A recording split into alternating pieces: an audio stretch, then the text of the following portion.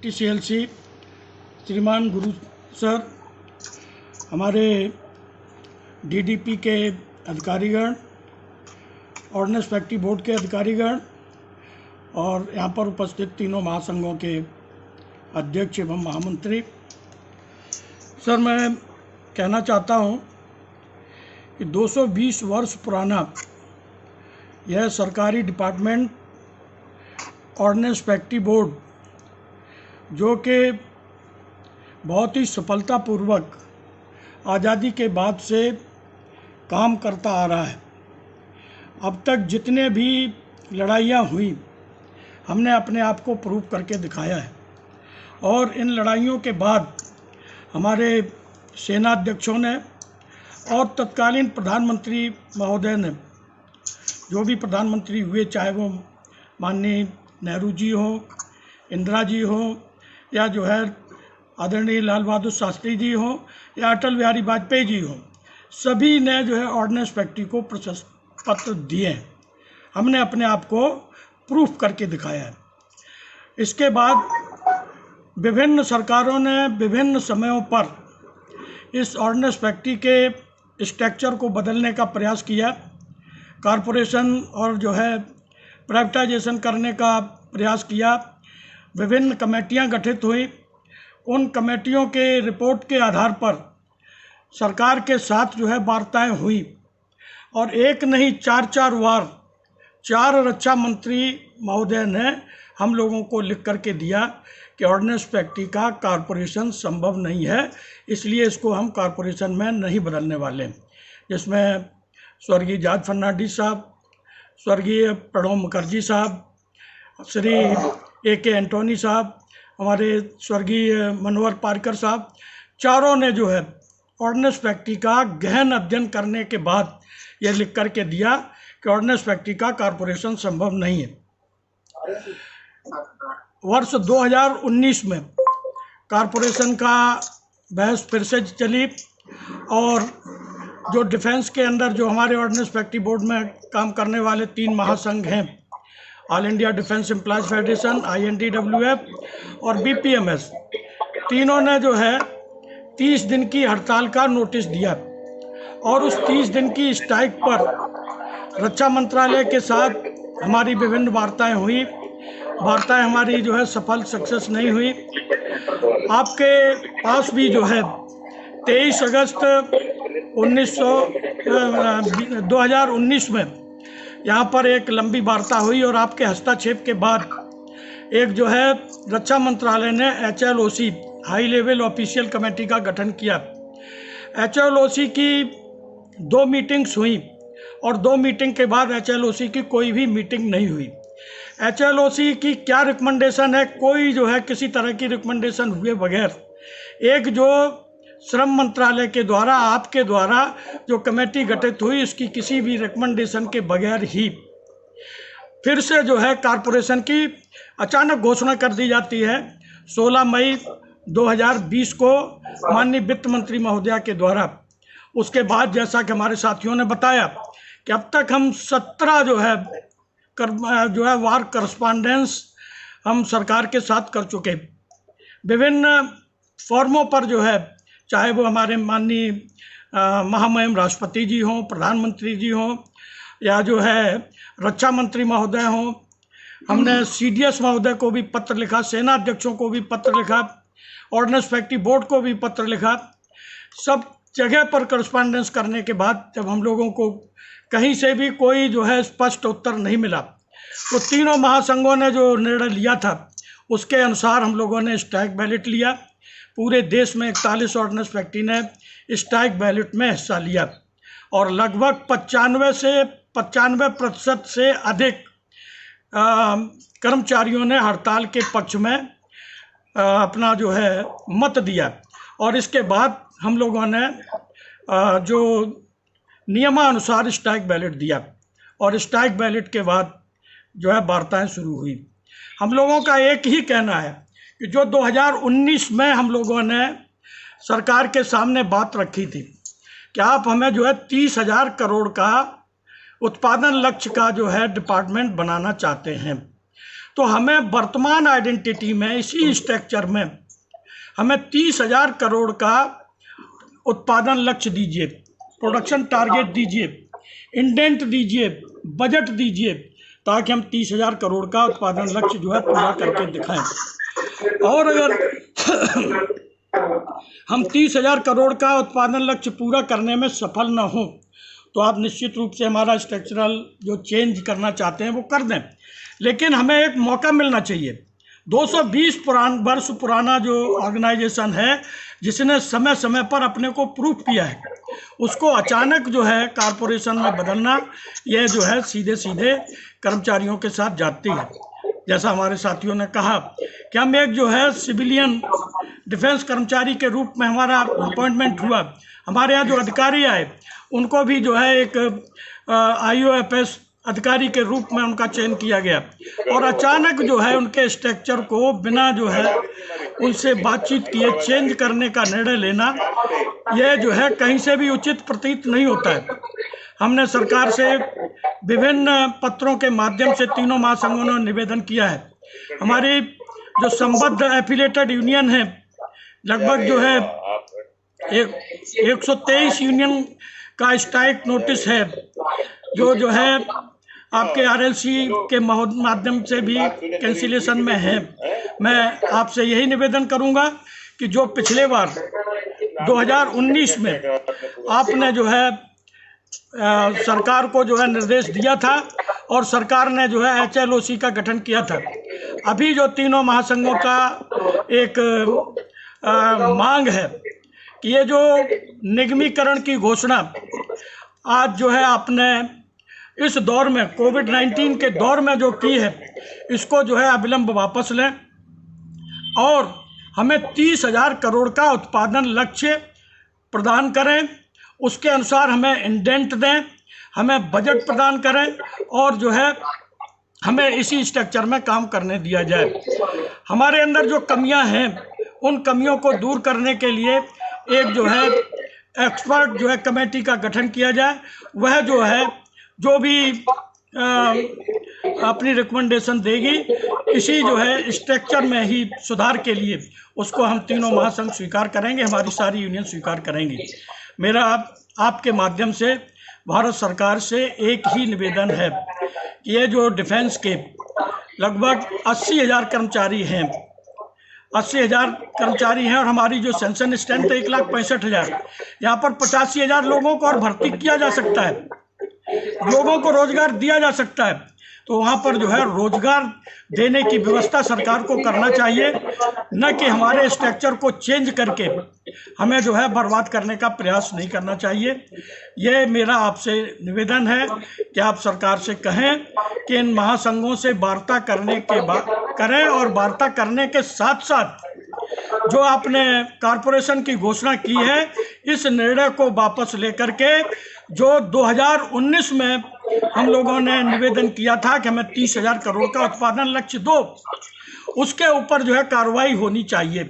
मैं आपसे पुनः यही निवेदन करूंगा कि आप जो है सरकार को कहें, रक्षा मंत्रालय को कहें कि जो है बिना स्ट्रक्चर चेंज किए, बिना कॉरपोरेशन बनाए सरकारी डिपार्टमेंट के रूप में ही हमको काम करने दिया जाए। हमारी ज़रूरत है देश को।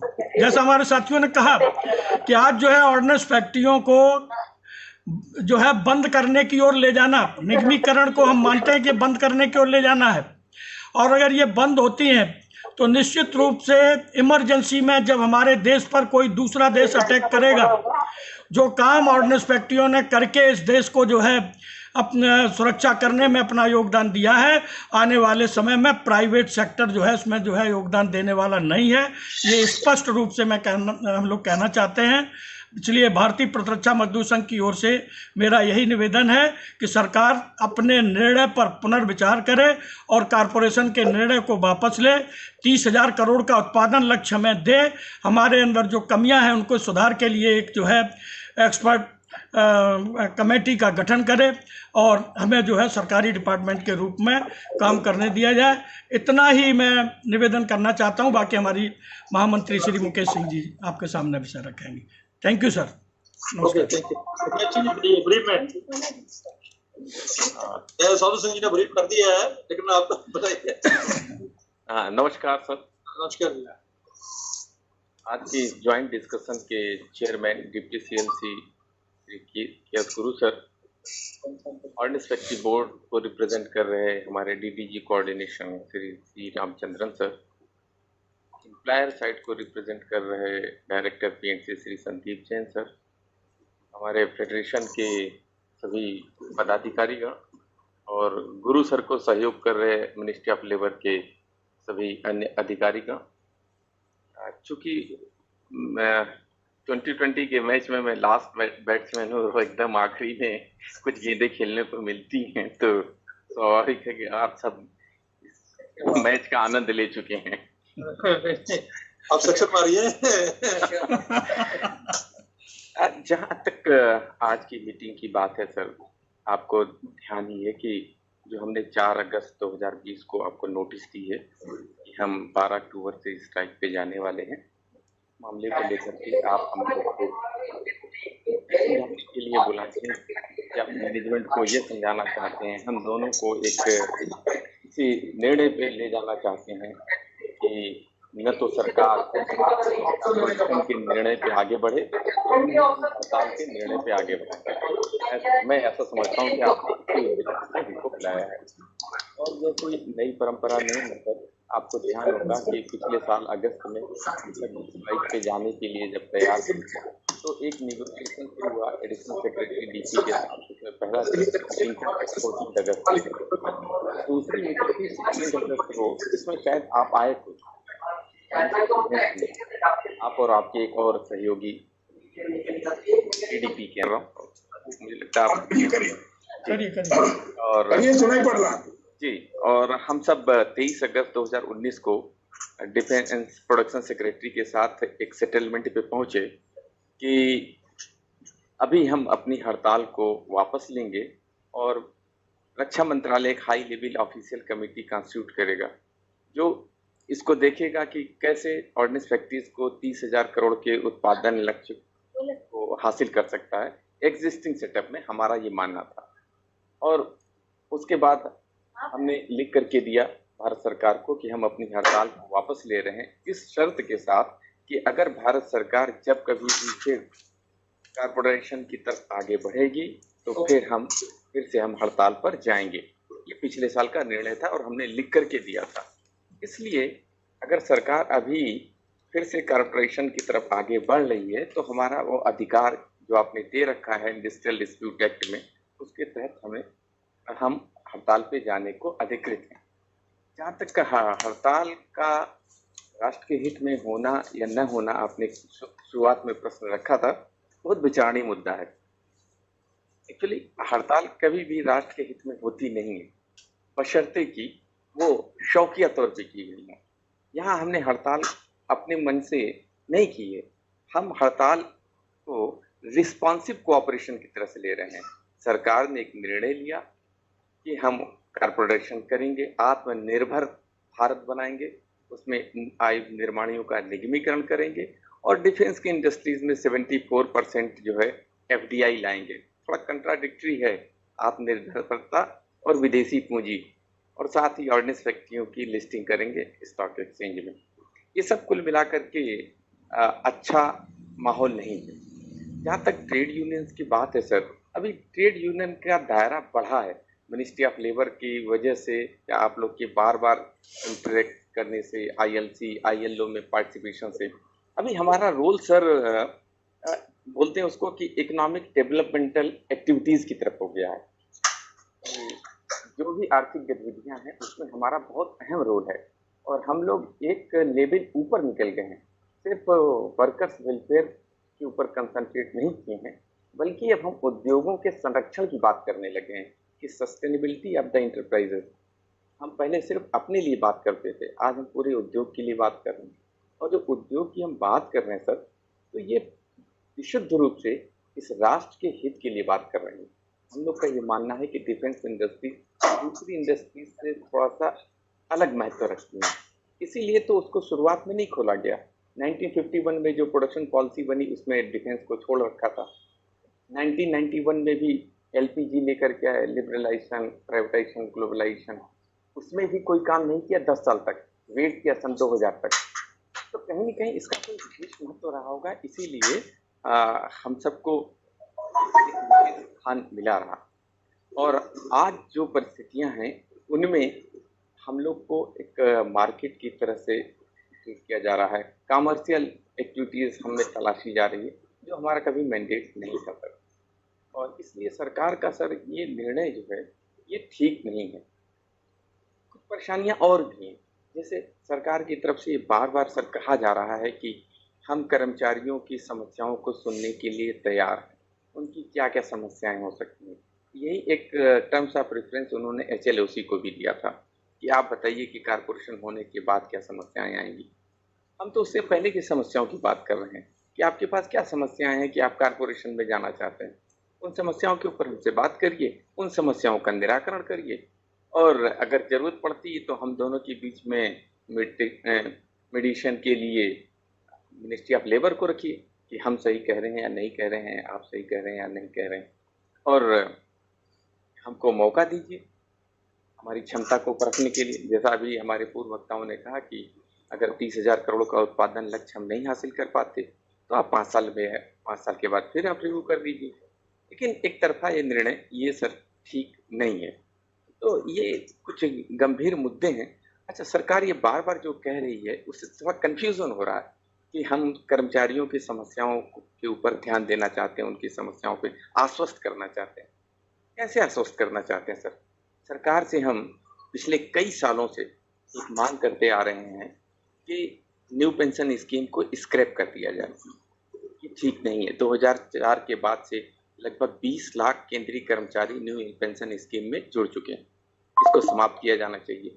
और कुछ नहीं तो डिफेंस इंडस्ट्रीज के अंदर, हमारी मिनिस्ट्री के अंदर यूनिफॉर्म पर्सनल्स को, जो सैनिक लोग हैं, उनको ओल्ड पेंशन स्कीम में रखा गया है, और जो 2004 के बाद भर्ती हुए लोग हैं उनको न्यू पेंशन स्कीम में रखा गया है। एक मिनिस्ट्री के अंदर ये ऐसा भेदभाव क्यों किया? तो क्या सरकार एक गुडविल जेस्चर में ये काम नहीं कर सकती थी कि ठीक है, आपको बार बार कहते हैं कि हम आपकी समस्याओं को सुनेंगे। सरकार अपनी तरफ से लाई होती कि देखो, हम तुम्हारे न्यू पेंशन स्कीम के जितने भी कर्मचारी हैं उन सबको ओल्ड पेंशन स्कीम में लेके जाते हैं। हमको लगता है कि सरकार आश्वासन दे रही है और हमारा सरकार के प्रति विश्वास बढ़ता है। एक दूसरा मुद्दा था हम लोग का सर, कंपैशनेट ग्राउंड अपॉइंटमेंट्स को लेकर के। पिछले अनेक सालों से हम लोग डिमांड करते आ रहे हैं कि जो 5% की सीलिंग है मिनिस्ट्री ऑफ डिफेंस के अंदर, इसको समाप्त कर दीजिए या इसको बढ़ा दीजिए, इसको 5% से बढ़ा करके 10 से 15% कर दीजिए। कि भारत सरकार ये कह रही है कि हम आपकी समस्याओं के ऊपर सुनना चाहते हैं, पिछले 10 सालों से हम ये डिमांड करते आ रहे हैं, उसको सुन नहीं रहे हैं। तो क्या सरकार को ये करना नहीं चाहिए था कि एनपीएस को समाप्त कर दी होती मिनिस्ट्री ऑफ डिफेंस में, और मिनिस्ट्री ऑफ डिफेंस के अंदर ये 5% की सीलिंग हटा करके वन टाइम रिलैक्सेशन ग्रांट करते हो, सारे कंपनसेटेड केसेस को कवर कर दिया होता। ये एक विश्वास बढ़ता, एक वातावरण बदलता, लेकिन सरकार ने ऐसा नहीं किया। अभी इसलिए इन परिस्थितियों में हमको ये कहना कि कारपोरेशन में आप क्यों नहीं जाना चाहते, एकदम सर स्पष्ट है हम लोग के सामने। अभी देखिए, अशोक सिंह जी बार बार कनेक्ट होने की कोशिश कर रहे थे और नहीं हो रहे थे। क्यों? बीएसएनएल को कारपोरेटाइज करेंगे, सारी सर्विसेज को प्राइवेटाइज करेंगे तो क्या होगा? इस कोविड ने दिखा दिया सर कि गवर्नमेंट डिपार्टमेंट्स कितने जरूरी हैं। सारे मरीज सरकारी अस्पतालों में इलाज कराना चाहते हैं, क्यों नहीं कोई प्राइवेट में जाना चाहता है, प्राइवेट नर्सिंग होम में? क्योंकि वो लूट लेंगे। एक क्राइसिस का मौका मिला है उनको बिजनेस के लिए, ठीक है ना। इसी तरह से हम भी जानते हैं कि हम डिफेंस इंडस्ट्रीज के लोग हैं, हमारा काम ही तब होगा जब क्राइसिस होगी, और तब हमारी जरूरत होगी, तब सरकार को समझ में आएगा, और तब सरकार के पास बार्गेनिंग पावर नहीं रहेगी। अगर हम कारपोरेशन में चले जाएंगे, हम जो 40 साल 50 साल की सर्विस प्रोवाइड करने के लिए, एक एक टैंक है सर जिसकी लाइफ 50 साल है, उसको 50 साल तक सर्विस कौन प्रोवाइड करेगा? कोई प्राइवेट इंडस्ट्री नहीं करती। हमारे एक मोबाइल और एक लैपटॉप को 5 साल के बाद आप रिपेयर नहीं कर सकते, उसको फेंकना पड़ेगा। लेकिन हम जो प्रोडक्ट बनाते हैं उसको उसकी लाइफ टाइम गारंटी और वारंटी देते हैं। तो वो कमर्शियल एक्टिविटीज़ में जब हम जाएंगे तो वो संभव नहीं है, और इसलिए इन ऑर्गेनाइजेशंस को बना करके रखना चाहिए। क्या सर कोई सोच सकता है कि पुलिस को कमर्शियलाइज कर दिया जाए, आर्म फोर्सेस को कमर्शियलाइज कर दिया जाए, क्या लेबर डिपार्टमेंट को ठेके पे दे दिया जाए? ये सब कुछ चीजें हैं जिनको बचा करके रखने की जरूरत है। लोग बोलते हैं कि इंडस्ट्रीज लगाओ, इंडस्ट्रीज में प्रोडक्शन की बात करते हैं, जॉब्स की बात नहीं करते हैं कि कितना आप जॉब देंगे, कितने लोगों की एम्प्लॉयमेंट देंगे। तो कुछ जो हमारी ट्रेड यूनियंस का जो विरोधाभास है, जो संघर्ष है, वो यहाँ पे है, सोच के तरीके में। आप हमको कमर्शियल एक्टिविटीज में ले जाना चाहते हैं, हम नेशन की सर्विस में लगे रहना चाहते हैं, हम अपना उत्पादन बढ़ाना चाहते हैं, आप हमारे लिए रोड़े अटकाते हैं हमारे सर। इसलिए सर ये जरूरी है कि हमको ऐसे ही सिस्टम में रखा जाए, हमको बचा करके रखा जाए, ताकि हम खराब वक्त में, दुर्भाग्यपूर्ण वक्त में, जो नहीं चाहते कि कभी आए, लेकिन अगर आता है तो उस समय हमारी जरूरत रहेगी और हम देश के लिए जरूर देंगे। इसलिए मैं आपसे आग्रह करता हूं कि सरकार को आप कहें, एक ये ऑफिशियल फोरम है, ज्वाइंट डिस्कशन है, इसकी लीगल सेंसिटिव है, आप सरकार को कहें कि इन इंडस्ट्रीज को बचा करके रखने की जरूरत है और हम सब जो जहाँ पे हैं अपना ठीक ढंग से उत्पादन करें, हम बिना चिंता के उत्पादन करें, ताकि राष्ट्र आत्मनिर्भर बन सके। ऑर्डिनेंस फैक्ट्रीज के एग्जिस्टिंग सेटअप के साथ हमको समाप्त करके नहीं। तो मैं इतना ही कहूँगा और हम एक बार फिर से हम सब तैयार हैं हड़ताल को कभी भी रिव्यू करने के लिए। बस सरकार की तरफ चाहिए, एक स्टेटमेंट चाहिए कि आप एकदम तनाव मुक्त होकर के उत्पादन करें, आपको कोई खतरा नहीं है, आप एग्जिस्टिंग सेटअप में बने रहेंगे, हमसे और बढ़ा चढ़ा करके काम लिया जाए, हमको और बढ़ा चढ़ा करके हमको बजट दिया जाए, हमको मॉडर्नाइज किया जाए, इस तरह से हमको एक कंडीसिव इन्वायरमेंट दिया जाए। और जो मेक इन इंडिया, स्टार्टअप, ये सब तमाम चीजें हैं सरकार की, स्किल डेवलपमेंट, इन सब में हम अपना भरपूर सहयोग दे रहे हैं। मैं इतना कहूँगा और आपको फिर से एक बार धन्यवाद दूंगा कि आपने कर दिया है। अपील है कि आप लोग ना जाएं। मैं तो यही बोलूंगा कि अल्टीमेटली देश के हित में नहीं है। जी सर, और ये सर डायरेक्टर पीएनसी हैं, इनको भी बोलिए कि ये भी जो है सरकार की तरफ से, मिनिस्ट्री ऑफ डिफेंस की तरफ से कहें कि ठीक है, ऑर्डिनेंस फैक्ट्रीज को कार्पोरेटाइज नहीं किया जाएगा। एक लाइन इनको बोलना है, हम सब अपने तमाम बातें खत्म कर लेंगे।